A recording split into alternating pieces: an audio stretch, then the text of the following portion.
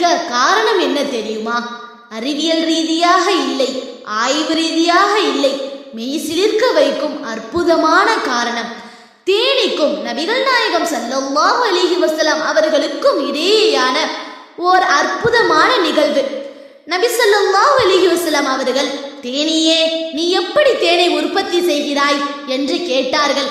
அதற்கு தேனி, நாங்கள் பூஞ்சோலைகளுக்கு சென்று அங்குள்ள மலர்களின் மகரந்தத்துகளையும் அமுதினையும் எங்கள் வாய்களால் உறிஞ்சி சேகரித்து வைத்துக் கொள்வோம்.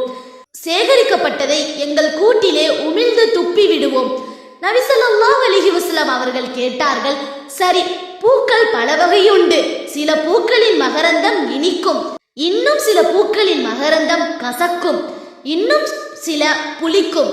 ஆனால் எல்லாவற்றையும் கலந்து சாப்பிட்ட ஓர் தேனி அதை எப்படி மிகுந்த சுவையானதாகவும் அமுதமாகவும் மாற்றுகிறது?